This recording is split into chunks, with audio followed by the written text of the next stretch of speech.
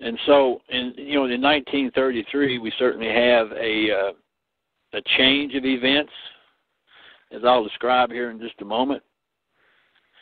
But certainly one of the things that happened in conjunction with this was the development as an offshoot from the Bureau of Internal Revenue.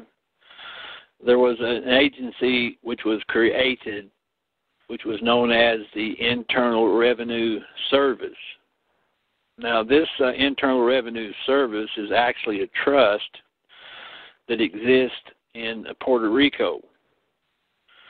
Now, in today's world, the Internal Revenue Service, of course, is directly linked to the International Monetary Fund, and maybe I'll discuss that just in a moment.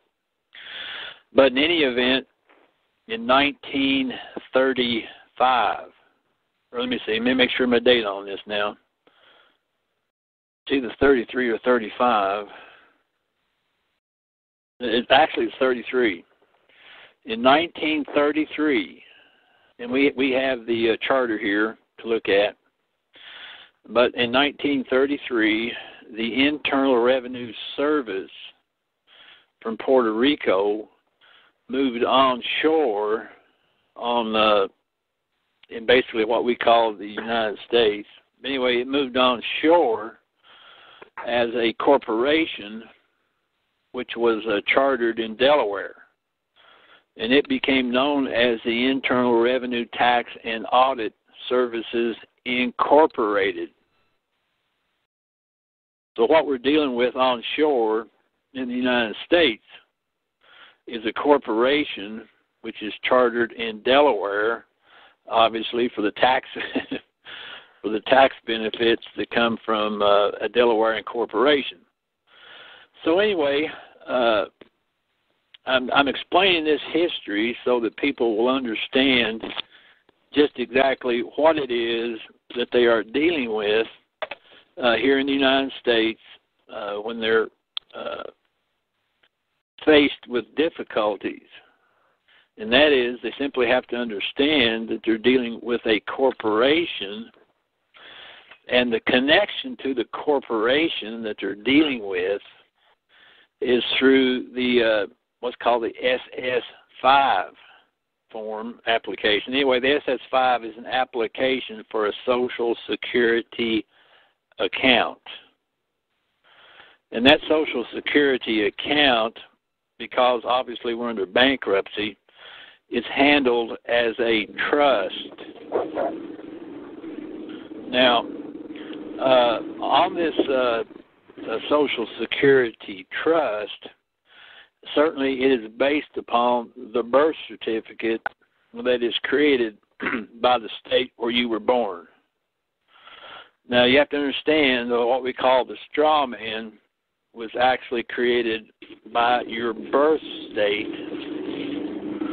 and then through the SS5 form, the United States was able to subrogate the benefits that came from the birth certificate for its use.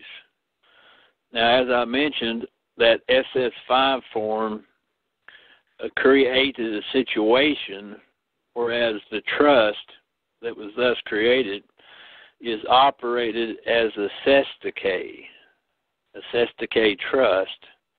And what that means is the cestacay is operated for the beneficiaries. Now, on this trust, you are not the beneficiary of that trust. You are construed to be the trustee of that trust. And so the difficulty that most people are having is because they have not properly dealt with the trust that was created by your signature on the SS5 form. And so I've kind of brought it up current here. Tad, if you have some questions about the history of this situation, certainly I'd be happy to answer some of those if I know the answer. Actually, a lot of what you've talked about is new to me. I've heard about M1 before. My understanding was that was from families all over the world, and that they had started that about 500 years ago. I don't know if that's the correct timeline or not. No, that's probably a little bit. It actually was started. The movement to do that kind of thing was actually during the 1700s by Saint Germain. So it's actually only talking about less than 300 years. Okay, and the M1 now is actually based in China, is what I've heard. Or the latest. Negative on that. The evolution of that whole process. Well, let me just bring it down. Let me give some more history so that you'll understand. Now, those accounts and those trusts that claimed the ownership of the assets in gold and other precious, perhaps jewels and so forth and so on, for a long time was administered perhaps a little bit loosely. And M1 was, in fact, and I forgot his name. It kind of escapes me right now. He's referred to as M1, and eventually he was captured, right, and held hostage. And I think he died in 1928. And so around this period of time, and certainly leading up to the World War II, historically those assets were in a bit of flux. But again, the trust held the ownership of the assets and so forth, and so I would suppose that there was, much interaction by the trustees of those trusts and so forth in regards to these matters. And these things are handled certainly at the highest levels on a national basis and so forth. And so it certainly is not general information, and it's not general news. But what did happen as a result of World War II, in conjunction with the original design, to eradicate colonialism, it was agreed upon in 1945 to create a commission to administer these accounts, for the benefit of the planet, and certainly as a safeguard against colonialism and so forth. A commission was created, and there were 3 trustee nations that were given pretty much unlimited power to administer these things. And those 3 nations were the United States, the United Kingdom, and France. And this commission was given for 50 years. Well, if you study the history, for that 50-year period of the U.S., U.K., and France, you'll find that they, in fact, did not fulfill their obligation to eradicate colonialism, but they simply just promoted it. Right. And so after the 50-year period was over with, the commission was disbanded and not recommissioned.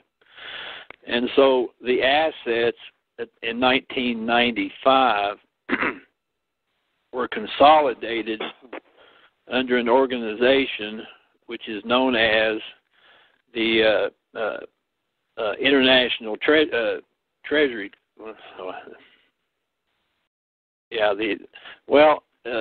It evolved into what's known as the Office of International Treasury Control.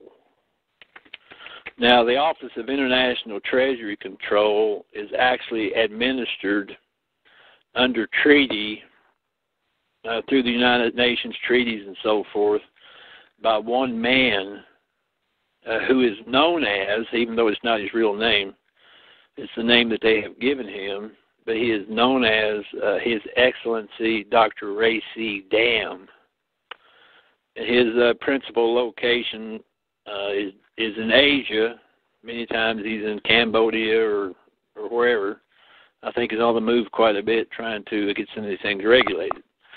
So in 1995, under international treaty, the sole responsibility in regards to the assets of these trusts were vested in one man.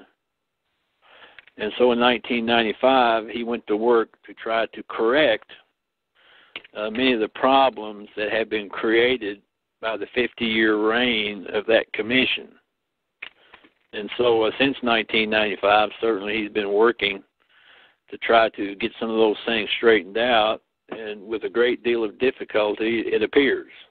Okay. Because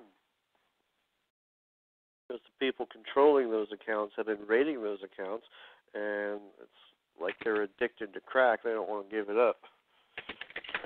Well, most of the problems has been by banks and countries and so forth that did not have any right to use the assets, but simply counterfeited their right to use. Now, one of the purposes of the accounts, that came from the trust, the collateral accounts and so forth. The gold that was actually a part of that trust had been distributed through the world, and is in many instances is held by national governments.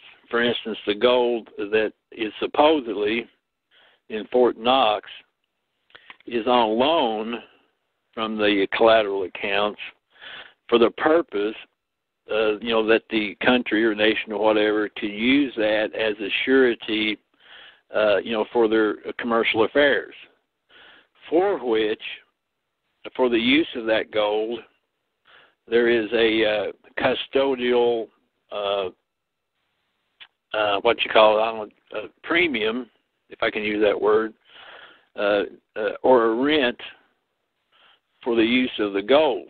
And so that premium, of course, has to be paid back to source, which in this case is OITC. And in far too many instances, that premium is simply not being paid and being perhaps either misused or stolen. And so these are some of the problems that certainly come up, as these funds and these accounts and so forth are trying to be administered. So we certainly run into these problems as we go along. And I can't hardly imagine the headaches that have to go with that. But in any event,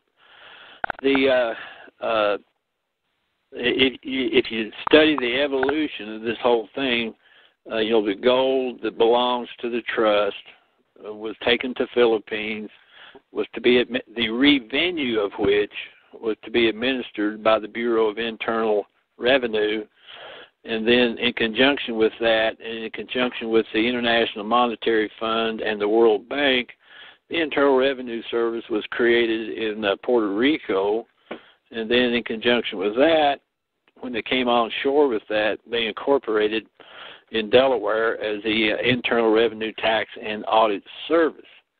And so when you're dealing with things here in the United States as United States citizens, you have to understand that you're dealing with a corporation, which we generally refer to as the IRS, but the full name of that organization is, in fact, Internal Revenue Tax and Audit Service. And if you look at that word service, you'll simply recognize that what you're dealing with here is a debt servicer. And so that's what they're doing, is they're collecting on the debt that's owed on the premium for the use of the gold that's under control of, at this present date, the Office of International Treasury Control. And that's what the income tax is? Well, there's no such thing as income tax, so we ought not use that word. All right. Well, let me go back in history and explain another concept, and that is the concept of a constitutor.